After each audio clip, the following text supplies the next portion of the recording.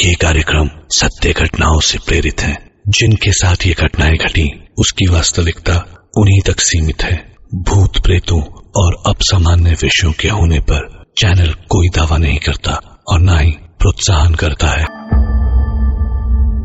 मेरा नाम जगदीश है, पेशे से इंजीनियर हूं। सरकारी नौकरी है और कभी ना रिश्वत ली और ना ही कभी कुछ गलत किया। जिंदगी भी बेहद खूबसूरत थी।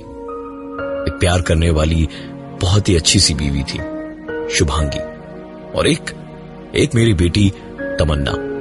बड़े मत्थे टेके थे, बहुत मन्नतें मांगी थी, तब कहीं जाके ये फूल हमारे आंगन में खिलाया था भगवान ने। बता नहीं सकता कैसा पल था वो, जब पहली बार उस फूल को अपने हाथों में लिया था मैंने। जल्दी मैं रोता नहीं, लेकिन उस पल आंसू छलक आए थे। लेकिन सब कुछ हमेशा इतना खूबसूरत और आसान कहां होता है। कहते हैं कि मां का दूध बच्चे की हड्डियों और दिमाग के बढ़ने के लिए बहुत जरूरी होता है। लेकिन तमन्ना जब 4 महीने की थी तो शुभांगी जब तमन्ना को दूध पिलाती तब उसके पूरे बदन में गहरे नीले जख्मों जैसे दाग बन जाते। बेहद दर्द होता और लाल लाल पूरे रैशेस भर जाते शरीर में। बड़ी मुसीबत बन गया था ये हमारे लिए। बच्चे के लिए कुछ दिन तो शुभांगी दर्द झेल गई, लेकिन फिर जब बात और दर्द दोनों हद से ज्यादा बढ़ गए तो शुभांगी ने मुझे बताया। मैं तुरंत उसे लेकर डॉक्टर के पास गया। डॉक्टर्स ने सारे टेस्ट वगैरह किए, लेकिन कोई भी दिक्कत या बीमारी समझ नहीं आई और ऊपर से दिक्कत भी नहीं गई, बल्कि रह के कभी कभी बहुत ज्यादा दिक्कत होती। एक रात की बात है, हम लोग दोनों सो रहे थे। तमन्ना अपने पालने में थी। बगल में पलंग पे उसके पास शुभांगी, और फिर मैं। शुभांगी को नींद में एक आवाज सुनाई दी।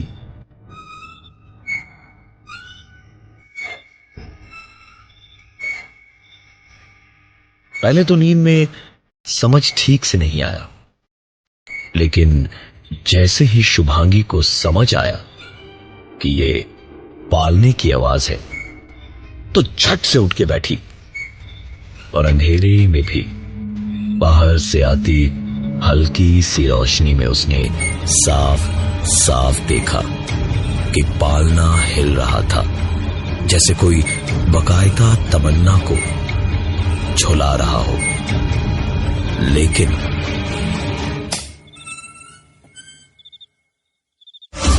लाइट ऑन करते ही शुभांगी ने देखा पालना ज्यों का त्यों था और तमन्ना उसमें नहीं थी। शुभांगी एक पल को ठिठक के रह गई कि ठीक तभी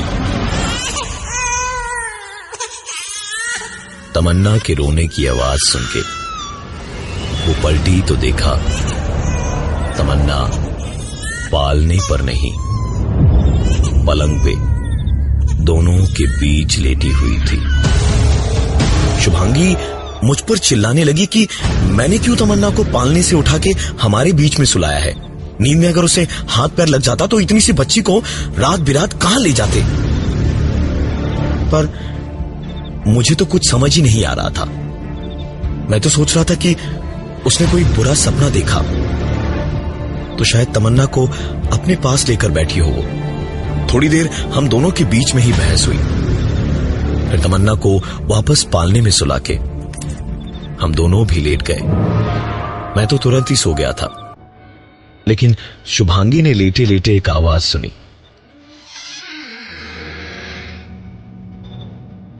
दरवाजा तो हमने बंद किया था सोने से पहले, फिर अचानक ये दरवाजा खुला कैसे।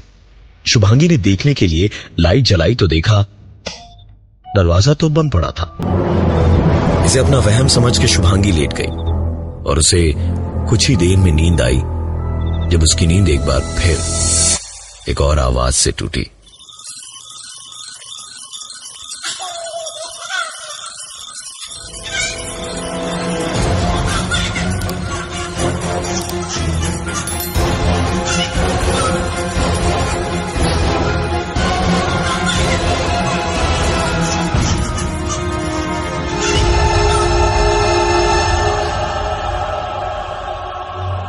शुभांगी बिल्कुल बुरी तरह से घबरा गई थी।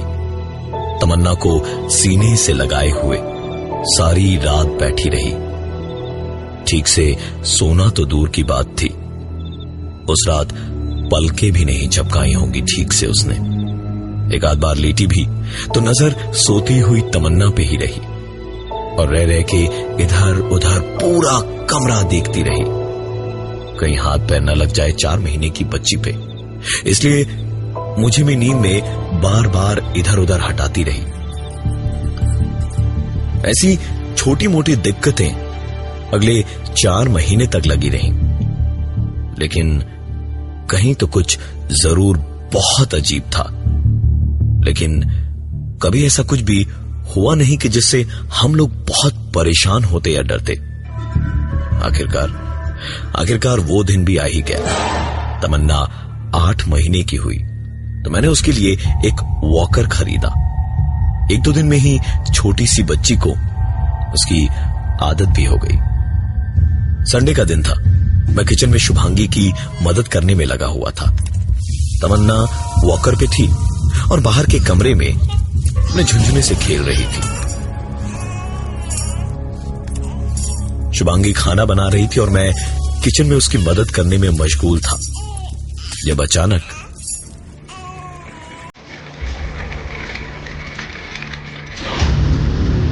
मेरे पैरों से आकर कुछ टकराया। मैंने पलट कर देखा तो मेरे सामने वॉकर में तमन्ना मेरे ठीक पीछे हाथ में झुंझुना लिए अपनी ही भाषा में मुझे पुकार रही थी। मैंने हंस के उसे गोद में उठाया और उसे प्यार करने लगा। शुभांगी भी हंस रही थी। तमन्ना इतना चल के यहां तक आ गई थी, इसमें मैं तो खुशी से पागल ही हो गया था। मैं उसे गोद में उठाए हुए पुचकारता हुआ प्यार कर रहा था। जब किचन से बाहर निकलकर सोफे पर आकर बैठा तो मेरी नजर किचन के दरवाजे पर पड़ी। दरवाजे पर 2 इंच की एक ऊंची चौखट बनवाई थी हमने, जिसको लांग कर तमन्ना का वॉकर समेत अपने आप किचन में आना नामुमकिन था। मेरी आंखें कुछ देर उसी किचन की चौखट पे टिकी थी कि फिर तमन्ना की आवाज से ही मेरा ध्यान टूटा और मैं उसके साथ खेलने लगा। अरे बेटा, कैसे चल के आ गए आप पापा के पास? कैसे आए बेटा आप?